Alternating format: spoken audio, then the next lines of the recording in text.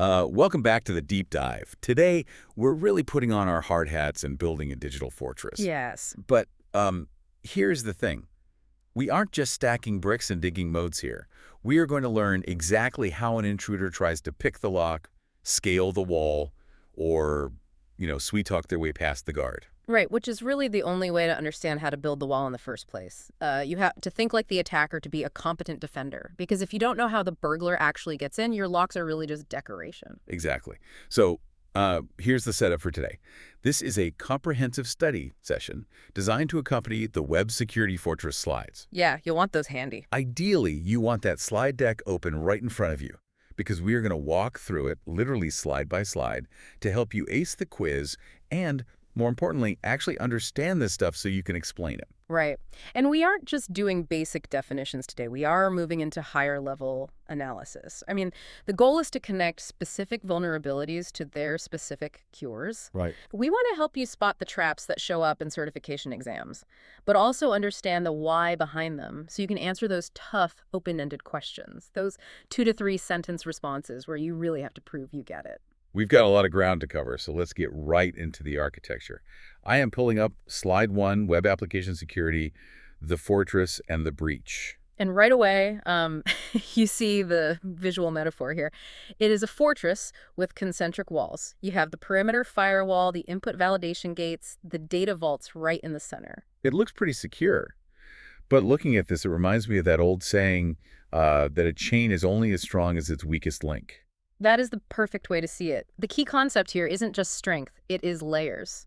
Security isn't one isolated thing, it is a system of components working together. Right. You have encryption, you have firewalls, you have logging.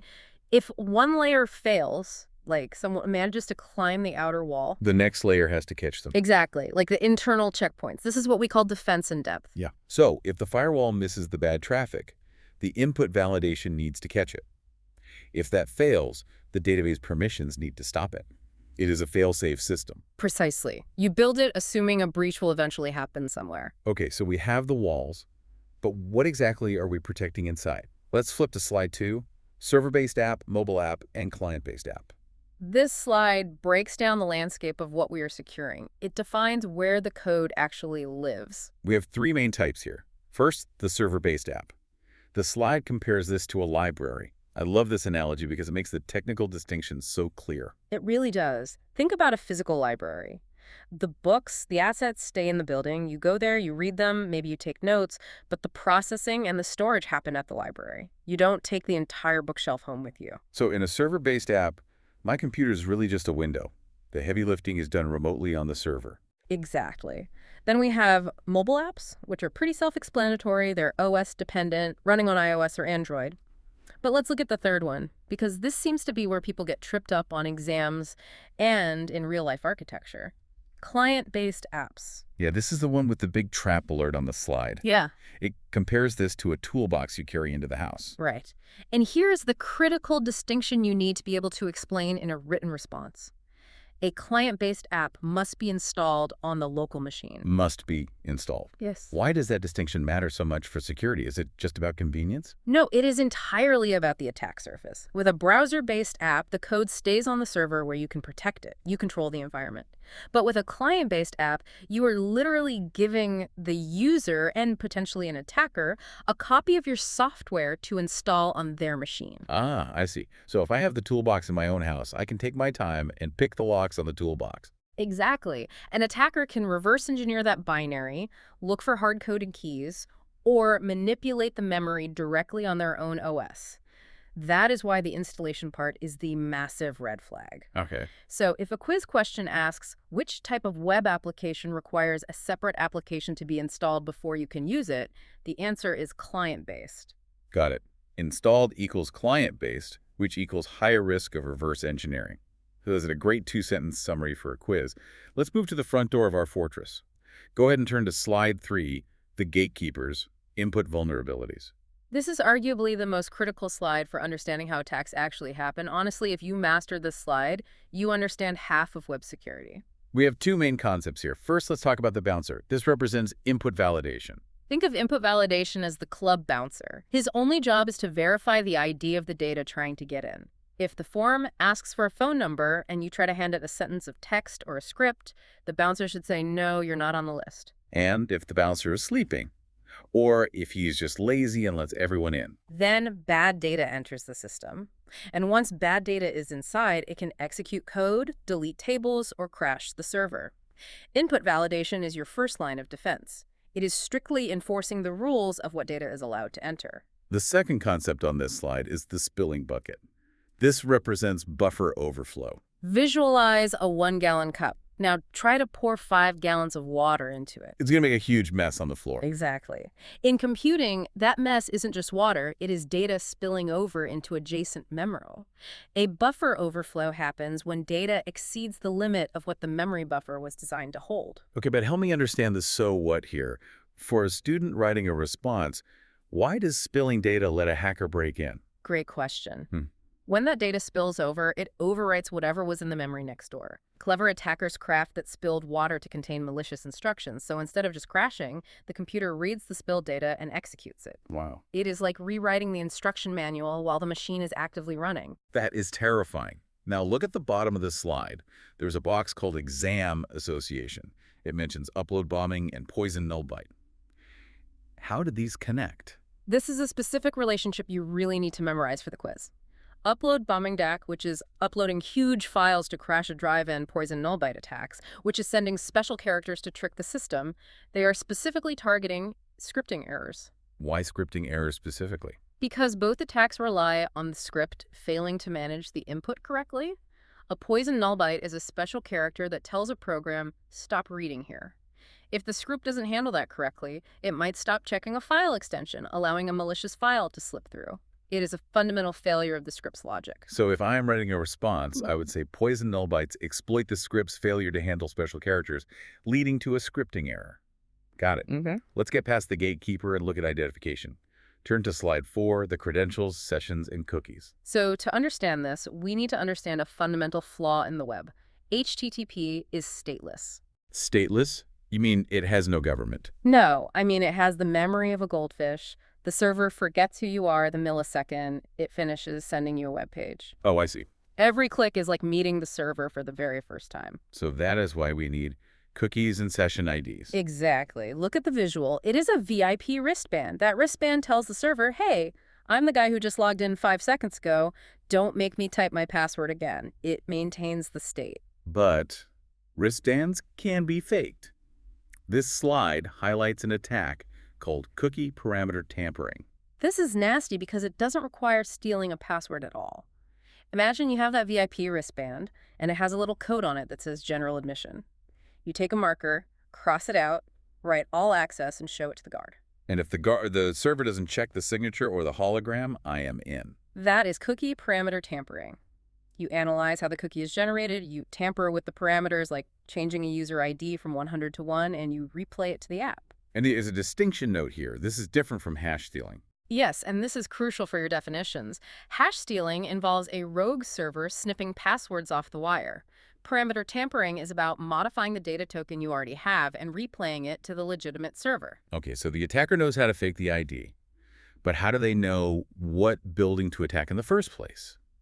Let's move to slide 5, reconnaissance, footprinting the fortress. Footprinting. This is the information gathering phase. You are looking at whose records, DNS info, trying to map out the target before you ever actually touch it. Now, there is a trap here regarding 2 similar terms: service discovery and port scanning. This is a classic exam pitfall. They sound the same, you're looking for open doors, but the intent and the specific verb used in the definition are very different. Walk us through it. Port scanning is simply attempting to connect to ports to see what is open. Knock, knock. Is anyone home?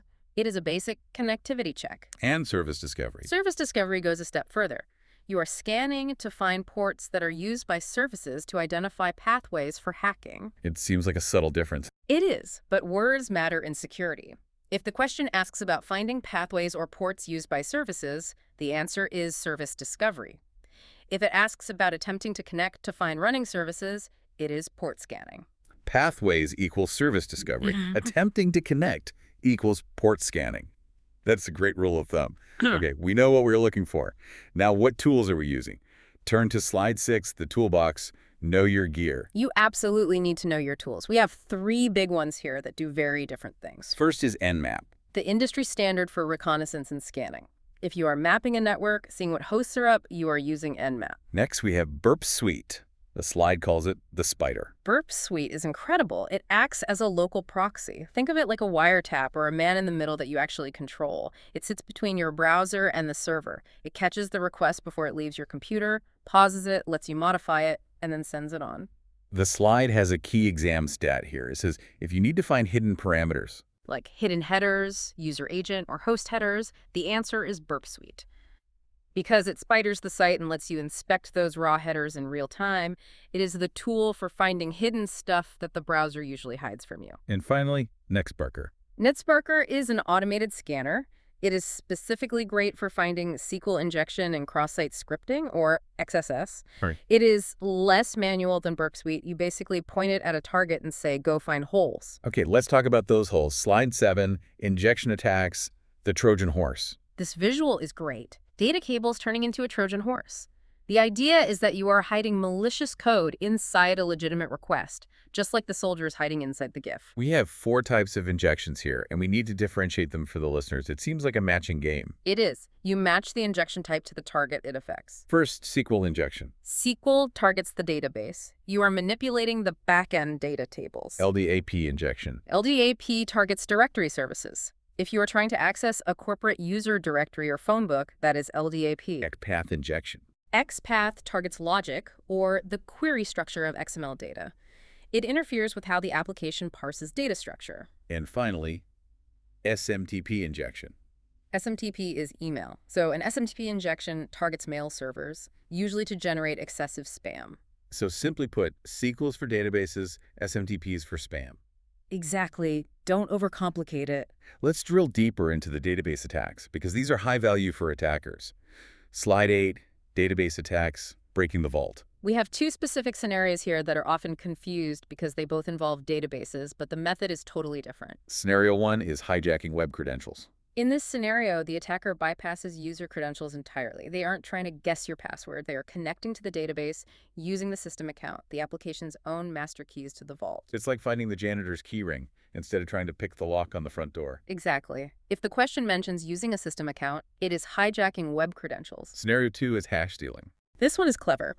The attacker sets up a rogue SQL server. They trick the application into trying to connect to their fake server instead of the real one. When the app tries to authenticate, the attacker captures or sniffs the password hashes during the handshake. So rogue server equals hash stealing. System account equals hijacking. If I'm writing a short answer, I'd focus on who the application is talking to. You've got it. We mentioned automated scanners earlier, but let's look at them in detail on slide 9. Automated scanners, the security droids.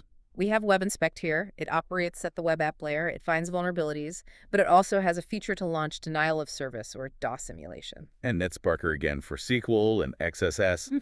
But there's a big warning box here. The Wireshark trap. This is crucial. Wireshark is a packet analyzer. It watches traffic. It is passive. It is a camera, not a gun. So if a question asks what tool you would use to launch a DOS attack or scan for vulnerabilities, Do not pick Wireshark. Wireshark doesn't launch attacks. It records what happened. Web Inspect launches attacks. Wireshark analyzes the aftermath.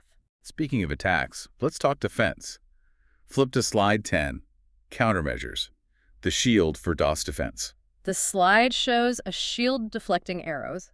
We're specifically looking at defending against denial of service. What is the prescription here? 3 main things. 1, secure remote administration. 2, stop attacker processing. Basically, don't let the server run the script they sent, but the critical detail for the exam and for real-life configuration is number 3. Deny ICMP traffic. Why ICMP? ICMP is the Internet Control Message Protocol. It is the language used for ping. A classic DOS attack is a ping flood, which is overwhelming the server with millions of "are you there" requests. It is like a million people ringing your doorbell at once. You can't get anything else done. Exactly. By configuring the firewall to deny ICMP, the server simply ignores the doorbell. It prevents the flood from filling up the pipe. Simple, but effective. Now, slide 11, specific cures for specific attacks. We are matching the disease to the cure here. If you know the attack, you need to know the specific remedy. First up is CSRF, or cross-site request forgery. The cure here is actually user behavior. Log off, Immediately, clear history. Do not save login details. CSRF relies on your browser holding onto a valid session while you visit a bad site. If you log off, the attack fails because the session is dead. Next is directory traversal. This is where an attacker tries to climb out of the web folder to access system files. The cure is update security patches and limit access to secure areas. This is usually a server software flaw that the vendor has already fixed. And finally, XSS or cross-site scripting. The cure is validate headers and cookies, and most importantly, encode input and output. We have an analogy here. Encoding is like sanitizing a letter. Right. Imagine someone sends you a letter that says, burn this house down. If you treat it as a command, you have a massive problem. If you encode it, you treat it as just text. You read the words, burn this house down, but you don't actually light the match. Encoding ensures special characters like brackets and quotes are treated as text, not executable commands. That is a great way to put it. Now, how do we find all these holes before the bad guys do? Slide 12, the penetration test process. This is the standard workflow. It generally goes information gathering, then configuration testing, then authentication testing. Info gathering includes using search engines, looking for artifacts, error pages. Which overlaps heavily with footprinting from earlier. You are looking for crumbs, Then configuration testing. looking for old backup files, hidden extensions, things the admin forgot to clean up. And authentication testing. You're trying to bypass the login, checking if the cache stores passwords in plain text. We are nearing the end. Let's enter slide 13, danger zone, top distractors, and pitfalls. This slide summarizes the battles we have discussed. These are the ones that will definitely confuse you on test day. Let's run through them. Client versus browser. Client requires install, browser does not. Service discovery versus port scanning. Service discovery finds pathways or ports used by services. Port scanning just attempts to connect. SMTP versus SQL. SMTP is for spam. SQL is for the database. Wireshark versus WebInspect. Wireshark is a passive analyzer. WebInspect is an active scanner or attacker. Let's boil it all down even further. Slide 14, cheat sheet, must remember facts. These are your rapid-fire takeaways for the written response sections. Burp suite. Spidering and finding hidden parameters. Upload bombing. Targets scripting errors. Cookies. Store user preferences and state. Input validation. The first line of defense. ICMP deny. DOS countermeasure. And finally, let's wrap this up with slide 15, final strategy. This is how you apply what you have learned to the open-ended questions. Strategy 1, watch the verbs. Are you scanning for pathways? That is service discovery. Are you connecting? That is port scanning. The verb changes the whole answer. Strategy 2, know the tool. Don't bring an analyzer like Wireshark to a scanner fight. If the question implies active testing or attacking, you need WebInspect or NetSparker. Strategy 3, think like a defender. To build the shield, like input validation, you have to truly understand the attack, like input vulnerability. You know, what does this all mean for us zooming out? You know, there is a fascinating irony in all of this. We talked about HTTP being stateless. It forgets everything. To fix that, to make the web usable for shopping carts and logins, we invented cookies and sessions. Right, we had to give it a memory. But by adding that memory, by adding state, we created the vulnerability. Session hijacking, cookie poisoning, these attacks only exist because we tried to fix the stateless nature of the web. It is a really good reminder that every single security solution we implement creates a new surface area for attacks. Security is really just managing the risks created by our own solutions. That is a lot to think about. Listeners, I really encourage you to go back through the video companion to these slides. Take the quiz, but don't just memorize the answers. Use the short answer techniques we discussed. Ask yourself, why is it client-based? How does the buffer overflow work? Exactly. Being able to explain the analogy like the bouncer or the overflowing bucket is the only way to truly know it. And a quick reminder, we are reporting on the curriculum provided for your study, not endorsing specific tools for any extracurricular activities. Keep it legal, folks. Stay on the right side of the law. Thanks for diving deep with us. We will see you in the next study session.